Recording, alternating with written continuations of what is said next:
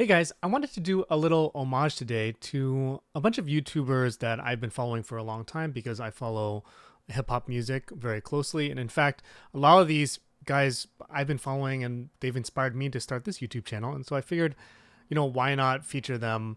And especially because they talked about my favorite topic, of course, AI. And so it is Culture United, led by the company man, who is Justin Hunt here. I've especially been following Anthony Fantano, Curtis King, Jeremy Hecht, and Rob Markman and Professor Sky, but especially Justin Hunt, who is maybe one of my favorite YouTubers and who I've learned a lot from just watching what he does. And he styles himself as a hip hop journalist, as many of these folks do, and they are doing a kind of year-end recap of what's happening in music, and especially, of course, like Kendrick Drake beef was a big fixture, but of course, like Taylor Swift, Beyonce were also big fixtures this year as well. But in particular, they started getting into AI for about a few minutes, and I figure it's worth kind of like digging in and listening to what their thoughts are on where AI is headed. So let's jump in. But I think because they don't want to break bread with artists. I mean, you see, in Harper's Bazaar, there was just So right now, Rob Markman is talking about the relationship between labels and artists, right? Where labels are taking advantage of artists, and this is something that I've remarked on other videos where I talk about, look, like the creative industries are terrible for artists in general, and so it's no surprise that corporate interests are always trying to take advantage of artists. a piece I saw Demizza talking about it on his IG of how they're backing the AI produced tracks and sneaking them into playlists. So I don't know that. So I think that's interesting. I don't follow music very closely, but I didn't realize that that corporations or producers or what have you are sneaking AI tracks into playlists. So maybe that's because, as Markman says here, like that they don't have to compensate AI songs in the same way. They're gonna build up another career like a Drake, like a Taylor Swift, like a wherever. It's simply because of the market share. It was like, oh, we can kind of make music that we don't have to actually pay rights out to, and keep it as this background noise instead of actually creating superstars that, I think it's more geared towards that is where the labels are headed. Hey, Rob. It's interesting, right? Where it makes sense that the labels are thinking about ways that they can still essentially sell records while at the same time not necessarily paying artists, which I don't know is like is across the board what's happening across the board, because I'm sure there are a lot of like kind of artist forward labels, but what Markman says here is clearly a major issue. I was going just to clarify that. What you talking about right there, the PFC program, Right. the Big Fit Content program, we're not even talking about AI yet with that. They're talking about folks like, I don't know if you ever heard of Johan Rohr. Oh, so they're just sinking. They're just hiring people to make music that work for hire. Since 2016, they've had these artists that they brought music for hire, but it's not even for long term. It's just a matter of you come in as this artist and they take your what you do. They have their own transaction, and then they give, for instance, Johan Rohr, who's this musician from Sweden, had 650 aliases all across the board on Spotify. Now what they're doing is they're stuffing their own playlist, their editorial playlist, instead of adding that independent artist or that working musician. They're stuffing their own playlist because they make that money and recycle that, because they forego, the musicians forego royalty. Yeah, so we're not even in the AI, and they've been bragging about. That's Curtis King makes a great point here. Like, we're not even in AI yet, and we're already looking at how these corporations are taking advantage of artists and how they can still make money. Imagine what happens when the AI comes. And that's my point. And open mic, he hammered that home, and that if that's the direction things going, we may possibly get an AI battle before we get another head-to-head between human beings, because it's like my machine. I know that sounds crazy, but my machine learning program is a lot smarter than yours over there. Let's put it to the test. And that's kind of a funny idea, though, that Curtis King bring this forward, because to be honest, I wouldn't mind seeing that and seeing what that results in. But at the same time, I am not sure that audiences will care. Maybe audience will gaze, at it, but I don't know that they'll be that interested in a scenario where AI two AIs are battling each other, or maybe even two robots even at some point might happen where they're battling each other and alongside like AI generated music, etc., and beats. It's a weird scenario because what makes people, right, like fall in love with artists, right? What makes people get into music itself? At the same time, it's like if it's entertaining enough, and we do have a lot of kind of like musical slop out there to some extent where it's just like background, right? It's like we are captured to our playlists where people just click on their favorite song, they click on radio and they just let it ride. The era of listening to an album from an artist has subsided a lot in the last decade or so. I mean, it might be coming back here and there with certain artists, right? In hip hop, like Tyler the Creator or Kendrick Lamar drops an album and we want to sit down and listen to the whole thing because we love that artist like that. But at the same time, like I would imagine the majority of Spotify, Apple Music listeners are just clicking on radio and just letting the AI, the algorithm, just choose what music they like, and it's just the loop that they're in. And it's because ultimately that's what it's going to be. Even those musicians that forego their royalty rights, they'll be replaced because the machine learning system is now learning their process, and they'll be able to just auto generate this stuff, AI music. So not to stray it too much, but that's what I'm saying. Do we ever have artists that are in a position of power to shift things? Because although we look at that and we say, okay, Drake obviously lost this battle, there's a lot of folks that lost money as a domino effect of that. Folks that we'll probably never even mention or even hear of. I imagine like it's been a lot of good, but then there's also been a lot of folks who were like, I don't know what my job's gonna look like in 2025. Add on top of that, the stuff not dealing with the battle, just the direction that the music industry is going and all the layoffs. It was risky this year. It's going to be even riskier moving forward every year after this. Yeah, it's an interesting point. It's an interesting point that he's bringing forward about, like, what does this all look like? I mean, certain artists have had leverage, like they get so big, Prince, for example, or Michael Jackson, where they've gotten so big that they couldn't have leverage on the labels and they can divorce or they can, have control over the records, Taylor Swift as well. So what happens in the scenario where, hey, the corporations, labels, or whoever have more AI content and they can use that as leverage because they can prevent large artists like this from getting that big. But at the same time, I don't know, it's contradictory, right? It's at the same time they want artists to be that big because they can make so much money off of those artists. Uncertain territory. Yourself reviewing an AI album? Does that make a difference? Like, is it dope? Does dope live in the same scale when it's not a real person making it? No, I'd probably shit on an AI album pretty quickly. I have already shat on AI music. I mean, yeah, it's a disappointing concept. I mean, I don't even see like, for the most part, as of right now, all I can sort of foresee in the immediate future for AI is like what Rob and Curtis were talking about, like, and it's not even labels, it's Spotify itself for the most part that's cutting out the labels in order to put the money back into their pocket by taking all this music and sort of sneaking it into their platform to make an extra buck or two because there's no artist to pay, there's no rights to pay, there's no royalty, there's no anything. It just goes back into their pocket. I mean, they're doing that to rip off artists.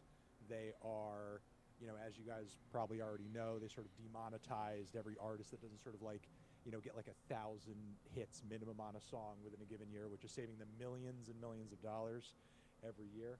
I think as of right now, it's really Spotify and the streaming platforms that are like becoming this homogenization channel that's going to sort of like filter everything through this like kind of same bland lens and kind of hollow and sort of silo people into their little algorithmic sort of little recipes that they give them that sort of like put people on a certain track to be into a certain thing. And it's going to turn into, in my opinion, like the 2000s all over again, with like Viacom and Clear Channel buying up all the radio stations and essentially shoving down people's throats like what was hot and what was not through those platforms. I think we're going to reach that point again because of like the amount of saturation and influence that the streaming platforms are beginning to have on like what is popular and what's not. in music. And what's like kind of even more devious about it is like I feel like back in the day with the radio stations, because you had so little perceived control over what was going on because it was music being played for you, I think people sort of understood that, you know, there was sort of like a top-down kind of dictation thing going on musically. Whereas like for a lot of people, Spotify gives them the illusion of choice. You know, most people go into Spotify thinking like, yeah, I'm deciding what music I'm going to listen to on my own terms and da-da-da-da-da, without even thinking about like, how is this deciding what song it's playing next or what music it's showing me when I log into the front page and da-da-da-da-da. Like, you know, people aren't really sort of like aware fully of like how much influence what platform they're using kind of inspires their music choices every day. I mean, that's, you know, exactly the point I was making, right? I think it's funny because on one side we have AI, Gen AI being used to create more music, which is an interesting puzzle that I don't know. I honestly don't know how I completely feel about it. I think there are ideological lines that have been drawn, right? Where people are like, hey, anything that's AI, they are resistant and it's destroying human creativity. And then there's the other side of people who are embracing this technology and unlocking new ways to be creative. And what does that mean? And how does ownership fit into that and copyright, et cetera? So I think, to me, I don't have a hardened view. I think people who do, I don't, to be honest, don't enjoy talking to, just because it's frustrating because it's kind of obvious. Okay, your position is that you're anti-AI. It's done. That's over. So there's that aspect, which I think is a puzzle, right? Like, where do we all stand in where AI music sits that's created by humans who use AI to create that music? And you know, and in some ways I think, yeah, is this the difference between someone who uses their voice versus uses a piano versus uses a DJ setup? Like, is a DJ a musician in the same way that a violinist is a musician? You know, et cetera, right? Or a DJ that just plays mixes that doesn't create any new music, right? And then like this spectrum, and then is the AI creator, AI musician even further down that spectrum versus, you know, so from violinist to or singer to violinist to pianist to DJ to, you know, to a DJ with a laptop to an AI musician. Like, at what point of the spectrum does someone suddenly not become a musician anymore? That's kind of an interesting question to me. And at the same time, what Anthony Fantano is saying here is, you know, is the algorithm, which is playing a major part. That's also AI, right? That's also machine learning, which is being used, trained on the entire musical catalog, on your tastes, etc., to generate for you what music you're getting received. And so from both angles, we're kind of getting pincered by these two areas of AI, right? And until people kind of gain that awareness, I think they're going to be kind of like herded like cattle into the slaughterhouse and kind of pushed into, frankly, listening to a bunch of algorithmic slop, maybe even AI slop that's essentially meaningless, and sort of have their potential taste and culture ripped away from them because they're kind of being, you know, again, herded into choices that they're not fully aware of. I mean, I think that's a really interesting point here, and I wonder if that's going to play out, or if the audience is going to become more aware because AI is going to be in our faces, and I wonder how that plays out, right? What is the game theory around that?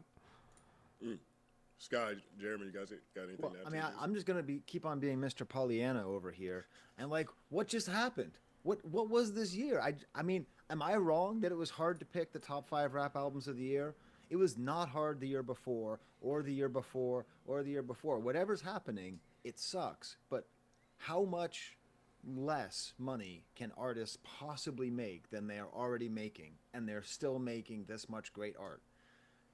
I mean, I see it, and I'm scared of the AI stuff as well, but it seems like people aren't really buying it, right? Like, there was that AI rapper, right? That was, I watched at least 3 of you talk about that on your channels at some point, and like, it came and went, and there'll be another one, and like, the whole world is unified around Kendrick Lamar. Like if you had to say, like, what if we could just pick one person for everybody to listen to and care about out of all of hip hop, that's the name we would all come up with. That's what we would say, like, what can save us? So, I mean, like, maybe, you know, And of course, this is the caveat here is also like Taylor Swift, Beyonce, Chappell Roan, Charlie XCX. There is some kind of viscerality I feel that the audience wants or is drawn to, that there is something like, yes, AI music might sound good. It might sound good in the elevator, or it might sound good in a lounge, or it might sound good while you're working or something like that. But is it the kind of music that resonates with you because of the humanity behind it? Because Taylor Swift has dropped all these little secrets and words that help you to understand who she is, and that's what resonates with you because you relate to this famous person, Taylor Swift, and there's and she's on social media, and there's a humanity to that as well. And is there like this humanity of you've been following Drake for a decade and Kendrick for a decade, and you know about the beef, and there's some kind of attraction there, and that finally it explodes in the summer of 2024, and you're just so into it, right? And that it becomes like this thing, right? That you're gravitating to it, you're feeling. So is AI music capable of making you feel without a person behind it trying to express a particular viewpoint from their actual viewpoint? I do wonder, and I think Professor Sky's also right in this. So it's interesting, these trends of like, there's going to be more AI music, the algorithms are going to get better, and at the same time, people want humanity, right? People want humanity. I'm a Terminator 2 scared the hell out of me, when I was 14 years old, and I'm positive we're headed right into Skynet just like the rest of you, but like, I don't know. It's hard to feel like we're cooked when things have been just so good this year, and I guess they could turn south, but I don't know. So I'll keep on being Mr. Brightside over here. Okay. Well, it's interesting because the thing about the duality is, right, like. Anyway, I'll end it there. Jeremy goes into some other stuff around the Drake and Kendrick beef, and they kind of stray away from the AI topic. But I thought they'd give you a window into some folks who are really, really deep in hip hop music in particular, their opinions about AI. And I think it's insightful for me, especially because I'm in AI all the time, and I can hear the AI perspectives, and I'm trying to understand them and try to figure out where I'm stand and where we should stand, in all of this. But I think it's interesting deep diving into particular industries and see how they feel about AI, even if they might not be totally informed on how all this works and where it might all be going and how the tools work. Like I'm doubtful that these folks have played with Udio and Suno and other tools like that. So in Refusion, etc. So anyway, that's a little taste of what the hip hop music journalists and YouTubers are thinking about AI. I hope that's interesting for you, and see you in the next one.